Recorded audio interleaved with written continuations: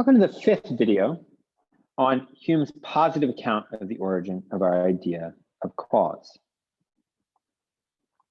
In this video, we're going to go looking for the origin of our idea of necessity, right? So we've explained how we draw the inference from our present impression of the flame to our belief that there's heat there. We've explained the nature of that heat, how that inference works, how the habit that inference is based on arises through innate natural principles of association in the imagination. But we haven't explained the source of the idea of necessity, the impression that it's to be traced back to.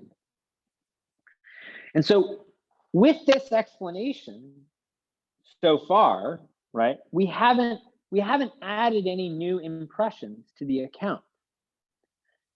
And so we've just explained more of what's going on behind the scenes of our mental geography. We've stayed below the level of the observable, right? So we haven't added anything up here yet.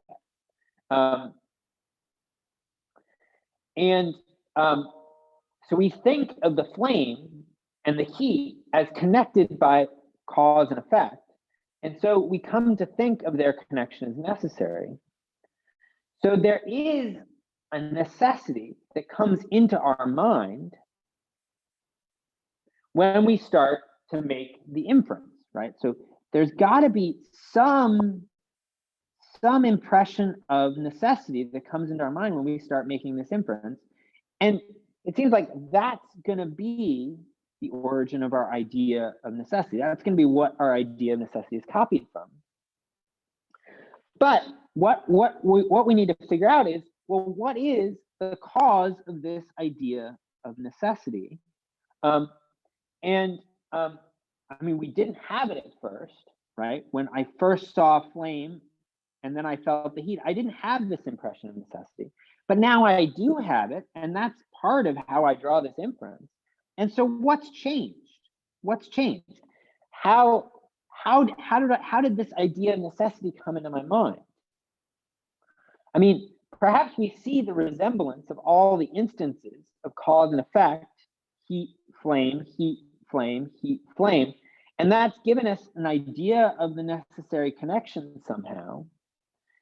But that's not an impression, right? Remember, the principle of experience says all ideas are copied from resembling impressions. So we need to keep looking for an impression. Simply noting the similarity across the cases doesn't yet give us an impression that we can copy the necessity from. So although it's true that we have some new elements that we might think explain the idea of necessity, the constant conjunction, and the habit or custom, this is not an impression. We don't have an impression. So it's not the cause of the idea of necessity in the right way. And so right now, we need to look for the cause of the idea of the necessity. And this cause is going to have two features. It'll be an effect of the repetition of experience of flame, heat, flame, heat, flame, heat. So it's got to be an effect of the constant conjunction. And furthermore, it's going to be an impression, right? It's got to be an impression. And it's got to be an impression that the idea of necessity resembles. That is, the impression has to be like the idea that I formed. So here's what Hume says on page 50. He says, this connection, therefore, which we feel in the mind, this customary transition of the imagination from the object, flame, to its usual attendant, heat, is the sentiment or impression from which we form the idea of power or necessary connection. So this connection, therefore, which we feel in the mind, this customary transition of the imagination from one object to its usual attendant, is the sentiment or impression from which we copy the idea of power or necessary connection. So in the rest of this video, what we're going to be doing is we're going to be trying to understand what he means in this claim, what he could mean. So how is it going to work? Well,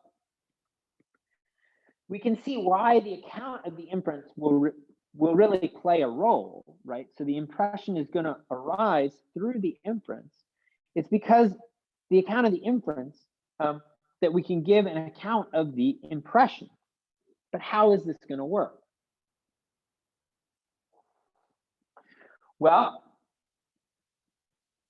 what is this impression that's an effect of the repetition that resembles the idea of necessity? Well, the mind is determined to think of the lively idea of heat upon having the impression of the flame, right? That's what's happening in this inference. The mind is determined to think of this lively idea of heat on having the impression of flame. And this feeling of determination is the impression which the mind then copies, thereby coming to have the idea of necessity. That's what Hume is saying in this passage from page 50. So there's no impression that comes from our senses, from objects outside us that can produce the idea of necessity, right? There's nothing in the flame or in the heat, the objects outside us that we sense that can produce the idea of necessity. Rather, it comes from an operation of my own mind. The idea of necessity is derived from this impression of the operation of my mind, right? This feeling that I have in this easy transition from the impression of flame to the idea of heat. It's a feeling, right? We feel in the mind this customary transition of the imagination. We feel in the mind this customary transition. And so it's like being happy or sad. It's a feeling. So this is not a special kind of sensation. I can't help but feel that the heat must come after seeing the flame. It's sort of like a desire. Let me flip the page here. Oops. So keep in mind the picture, right? Remember, we're searching for this impression of the easy transition. So keep in mind the picture, but now we're investigating that impression that's the origin of our idea of the necessary connection. And the idea is, in making that inference from the impression of the flame to the impression of the heat, I can't help but feel that the heat must come after the flame. It's like a desire. The mind wants to think of heat when it sees the flame. It wants to complete the association. And Hume gives the example of wanting to fill out a full set of teeth. So if you see somebody who's missing a tooth, it's hard not to stare, right? You want to look at the gap. And Hume thinks that's because your mind wants to fill out the full set of teeth. Your mind wants to fill in the gap because it's used to seeing full sets of teeth.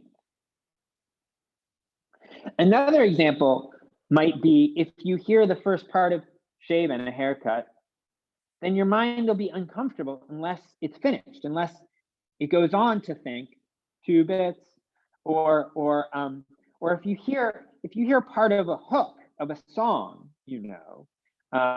like I like big butts. Well, your mind is uncomfortable. Your mind is uncomfortable until it goes on to fill out that association, until it goes on to fill out the hook, until it goes on to think, and I cannot lie, right? Or I cannot lie, right? So we feel we must think of the heat in making the inference. Right? So we feel we must think of the heat in making the inference, and this feeling has a particular force and vivacity. It has a lot of force and vivacity, and there's a kind of easy transition. There's a kind of easy transition from the impression of the flame to the lively idea of the heat, and that easiness, the easiness of this transition, is felt. It's a perception, an impression of a kind of pleasure, and it's sort of, it's like, oh, I know what's going to happen. I know what comes next. Now comes heat, right? And so let's call that the impression of that easy transition from the impression of flame to the idea of heat, right? That easiness, that pleasurable easiness of thinking of heat, let's call that N.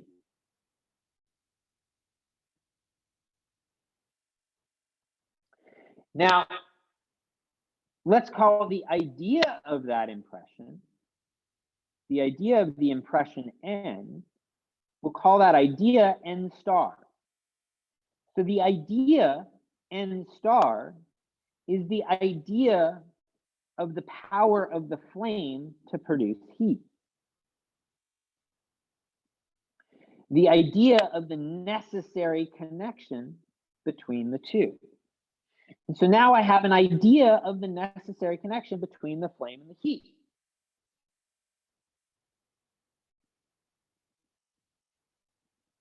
All right, so there we have it. There's our impression from which we copy our idea of the necessary connection.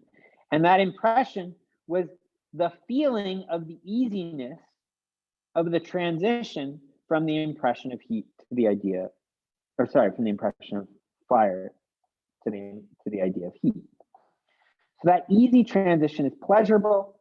That forms the impression, and from that pleasurable, easy transition in the inference, we get our idea of necessity or necessary connection. Well, what exactly is this impression of necessity and corresponding idea? Let me move the handout here again.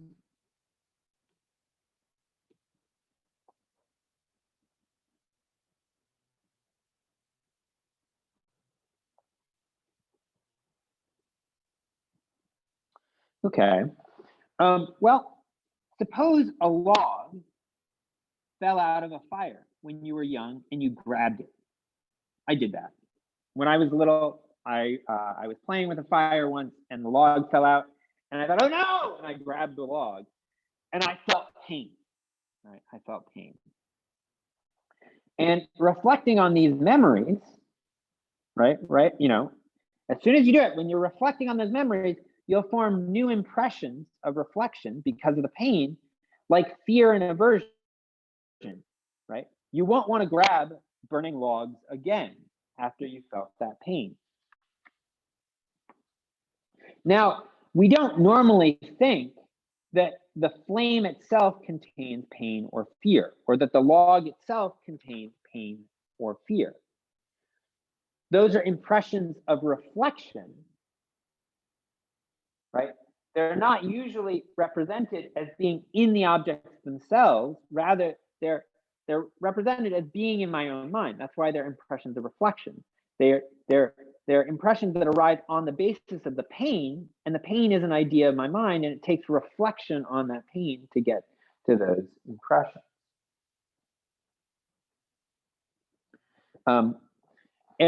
But sensation, when I feel the heat, right, I represent that as being in the object. So the pain or the fear, I represent as being in my own mind, and the fear and aversion are based on that pain that's in my mind. And so the fear and aversion are in my mind, but the heat, I take that to be in the object. Now remember, the case of necessity was a case of a feeling. It was like pain, but now instead of taking the feeling to be in my own mind, like the pain, with this feeling, the feeling of necessity, I do take it to be in the object. I take it to be like the heat, right?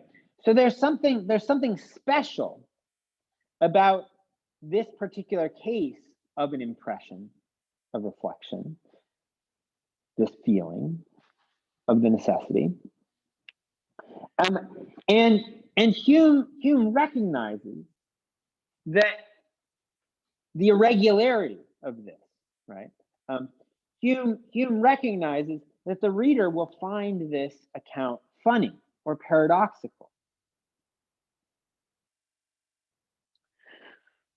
And this is because Hume is claiming the necessity, which we thought was in the object, in the flame and the heat, is actually in the mind, actually in a feeling of the easy transition from the impression of the flame to the idea of the heat. And in a way, this will be the most violently counterintuitive of the results that Hume has reached so far. So how does it come about that we think the impression of reflection of necessity is in the flame and the heat?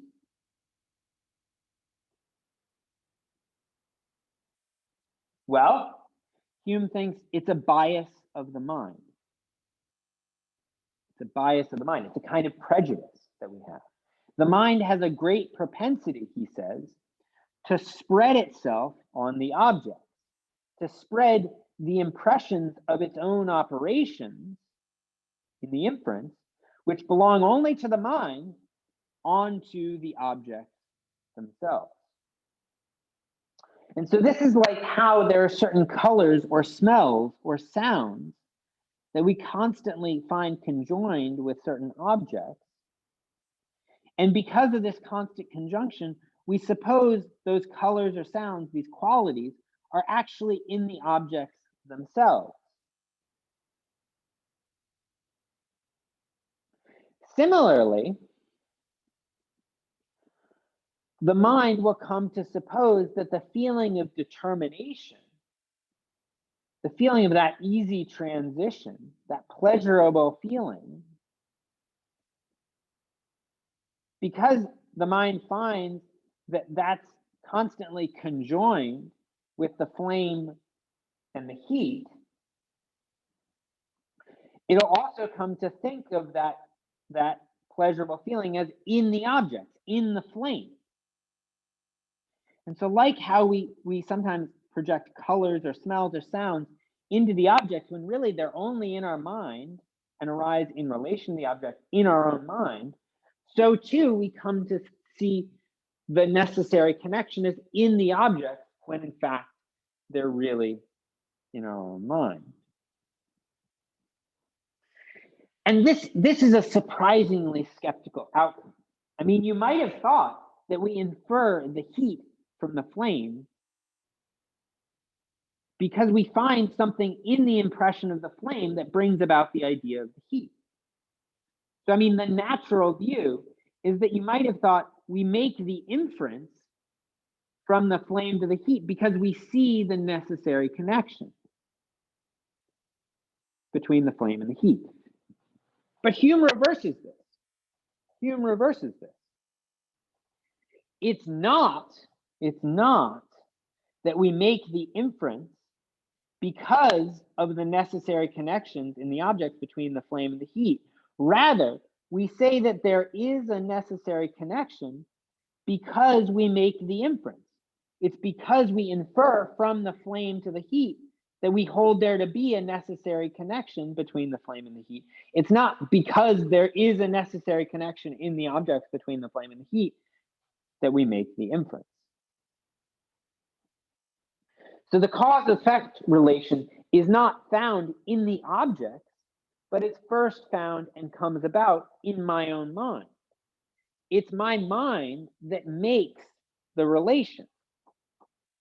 We could only get the idea of necessity from the immediate inference from cause to effect. and the impression of this inference. And the ramifications for metaphysics of this conclusion are enormous. So on this view, causal connections are not like primary qualities that belong to the objects themselves. Let me see what I say below here. Let me move down maybe. Well, hold on.